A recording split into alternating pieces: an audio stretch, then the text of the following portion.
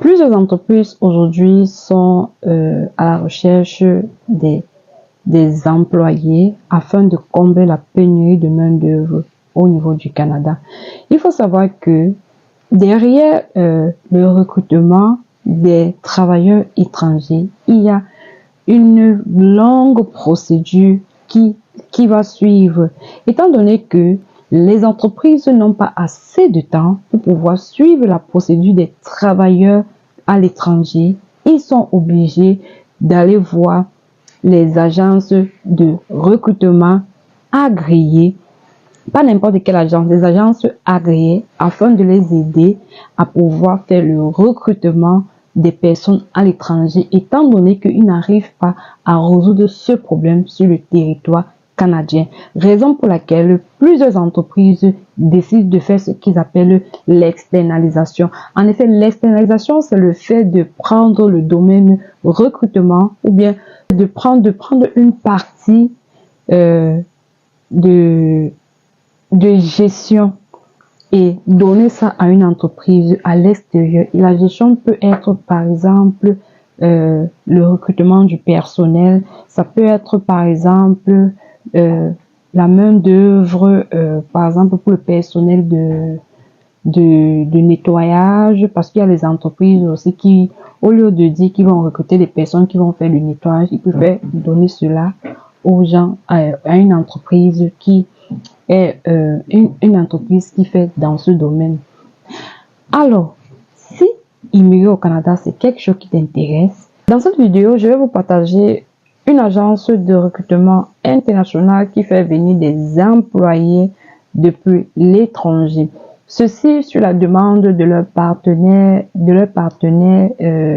en fait, des entreprises qui sont à la recherche de la main-d'œuvre, qui n'arrivent pas à trouver cette main-d'œuvre sur le territoire canadien. Alors, si c'est un sujet qui t'intéresse, reste jusqu'à la fin de cette vidéo.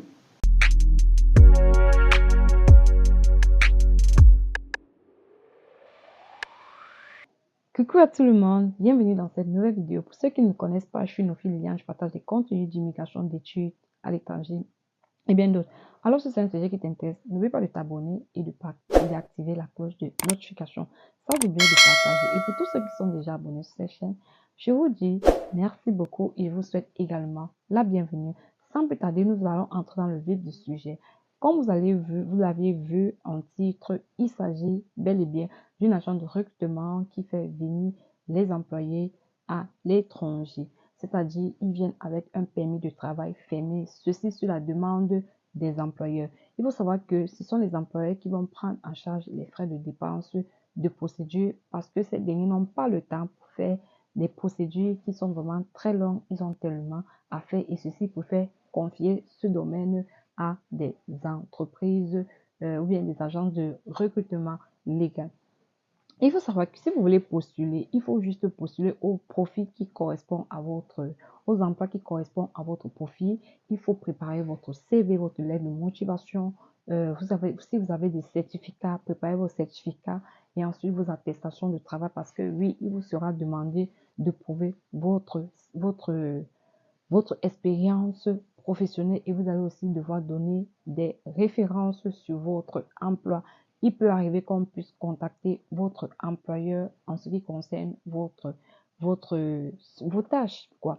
Donc, ça, c'est en fait qui ressort de ceci. Donc, si vous voulez, sans plus tarder, je vais vous amener, on va voir ensemble de quelle agence il s'agit. Et je vous conseille d'aller sur le site directement, les amis. Vous lisez tout, vous faites votre CV au format canadien et ensuite vous postulez. Donc, les amis, on va se prendre derrière mon écran. Alors, les amis, vous allez aller sur Google, vous allez saisir H360 ressources. On va cliquer dessus. Sur Google, je l'ai dit. Ensuite, on va prendre le premier le site s'appelle h360ressources.com. Ensuite, on va descendre. Vous voyez, nous offrons un engagement complet Et étant donné qu'on ne veut pas que la vidéo soit très longue, on va juste aller à l'essentiel. Vous allez venir ici, là, vous allez voir, on va cliquer sur les 3 points, on va voir accueil, emploi disponible, service annexe, événement à propos, français, anglais.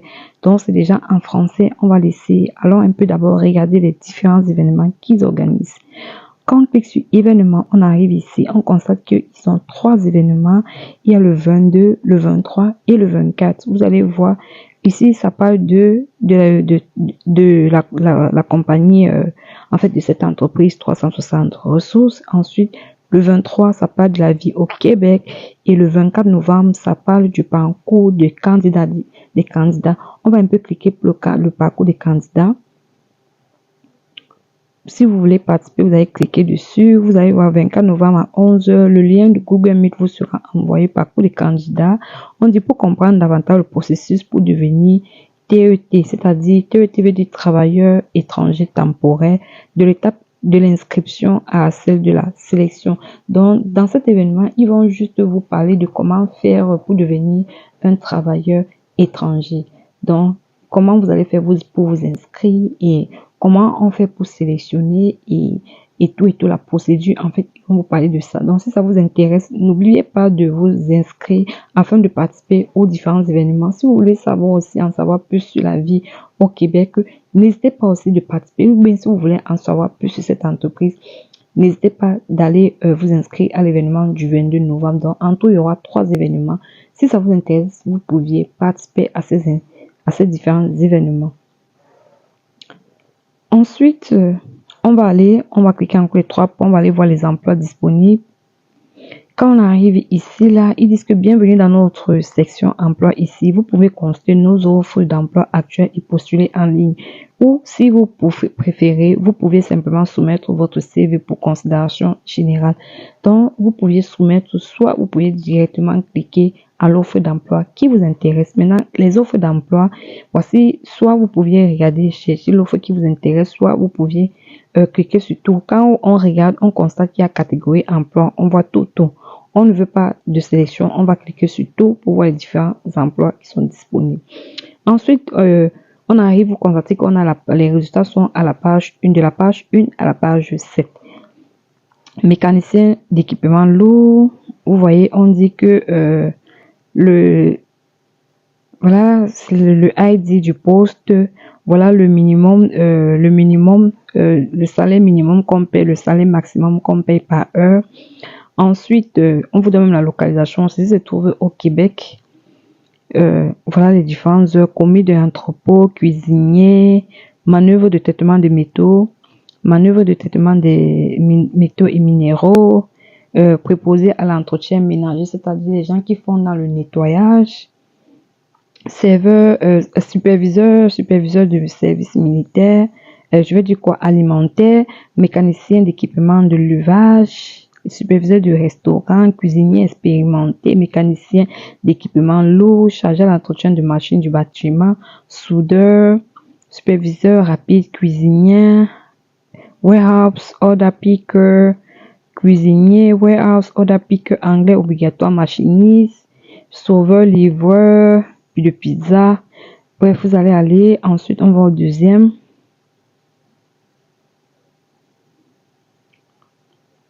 On dit formateur en gestion de diversité. On dit bien exceptionnellement, ce poste est ouvert aux résidents du Canada seulement. Donc, ça ne vous concerne pas ceux qui sont à l'extérieur. On dit superviseur des services alimentaires, carreleur, cuisinier qui parle français ou anglais, opérateur des machines, manutentionnaire, cuisinière, mécanicien d'équipement lourd, cuisinier en restauration rapide, développeur, recherche et développement en vision artificielle, cuisinière, conducteur de camions de transport. À tous ceux qui me disent que je suis conducteur, comment faire, voici les différents postes pour vous. Les commis d'entrepôt, opératrice de machine, cuisinière, machiniste, cuisinière de fast-food, superviseur, restaurant rapide, serveur au comptoir. Il y en a plein, les amis. Il y en a plein. Ce que vous deviez faire, vous deviez juste consulter. Bon, on va aller prendre un poste, par exemple, de cuisinière. On va regarder, essayer de voir ensemble. Ensuite, on dit poste ouvert dans le cadre d'une démarche d'immigration temporaire dans la province du Québec. Ça veut dire quoi? Ils vont devoir vous donner le visa sponsor. C'est-à-dire, ils vont vous sponsoriser. Ouais. Ils vont vous donner le sponsor. Ce sont eux qui vont prendre en charge votre. Nous sommes à la recherche de personnes pour occuper le poste de cuisinière afin de combler les équipes de nos partenaires d'affaires sur la province du Québec. Diplôme d'études professionnelles de 1 DEP en cuisine ou équivalence. Formation en hygiène et salubrité ou équivalence en cuisine moderne. Année d'expérience reliée à l'emploi 3 ans. Autre qualification, capacité à travailler sous pression. Voici les différents, vous allez lire. Langue demandée, le français intermédiaire, nombre d'heures par jour, 8 heures responsabilité. Voici les différentes responsabilités que vous serez appelés. Maintenant, postulez pour cet emploi en ligne ou bien envoyer cette offre à quelqu'un. Vous pouvez même partager cette offre. On va cliquer sur postuler en ligne. Ensuite, vous allez entrer l'email. On va entrer l'email et ensuite on va valider. On va aller sur suivant. Ok les amis, j'ai entré l'email et ça a validé. On va voir. Assurez-vous de remplir tous les champs obligatoires. On dit veuillez télécharger votre CV. Vous allez télécharger. Ensuite, créer un identifiant. Vous allez créer l'identifiant, un identifiant mot de passe. Mot de passe, vous allez encore entrer à nouveau. Saisir vos informations. Par exemple, photo de profil. Vous allez sélectionner votre photo de profil. Ensuite, votre prénom, votre nom, nom complet, similaire dans le passeport, email, adresse, téléphone, type, numéro de téléphone, adresse, la ville, le code postal, le pays. Ensuite, vous allez continuer. Comment avez-vous entendu parler de nous? Vous allez écrire éducation, niveau académique, titre du diplôme obtenu, domaine, institution, donc établissement ou institut fréquenté, le début des cours, que vous avez commencé les cours, le début et la fin. On va vous dire que le mois, le jour et l'année. Ensuite, dans quelle ville et quel pays. La certification obtenue, vous avez obtenu quel certificat, bien quel diplôme, le nom de l'institution, expérience professionnelle, vous avez donné le nom de l'employeur, le titre de l'emploi occupé, votre ville, votre pays. Vous avez l'attestation de travail pour cette expérience. Est-ce que c'est disponible? Vous allez mettre la date que vous avez commencé, la date de fin. Et vous allez mettre le salaire que vous touchez. Vous allez décrire vos tâches. Ensuite, vous allez mettre le nom du superviseur direct, le titre du superviseur direct. Ensuite, vous allez mettre les raisons pour lesquelles vous laissez cet emploi ou bien que vous avez laissé cet emploi. On demande votre accord pour contacter votre employeur. Ensuite, on demande son numéro de téléphone. Et documents à soumettre, vous allez soumettre votre passeport, votre permis de conduire, si vous en avez, parce que c'est pas obligatoire. Si vous voyez l'astérisque, ça veut dire que c'est obligatoire, votre diplôme, certificat d'études ou de formation. Ensuite, vous allez mettre les attestations de certificat de travail. Et bon, c'est comment dire, les références, fuseau horaire, vous allez mettre l'heure à laquelle effectuer une sélection, l'heure qui vous convient en cas de, si on veut vous contacter. Acceptez-vous les règles de confidentialité, vous allez cliquer. Et ensuite, vous allez cliquer sur soumettre le profil. Ainsi, vous allez postuler à l'emploi. Donc, les amis, ce que je veux vous dire, c'est que si vous avez votre certificat, mettez ça, vous deviez mettre ça facilement au point où vous pouvez télécharger facilement votre passeport, votre CV et autres, tous les documents qu'on vous demande. Donc, je vous conseille d'abord de faire un tour sur le site, de cibler les emplois qui cadrent avec votre profil. Ensuite, vous mettez à disposition les documents qu'on vous demande et ensuite vous postulez. C'est tout ce que j'avais à partager, les amis. Donc, si tu es arrivé jusqu'à la fin de cette vidéo, n'oublie pas de t'abonner. Et si tu n'es pas encore abonné, et de partager. Et on va se dire à très bientôt pour une prochaine vidéo.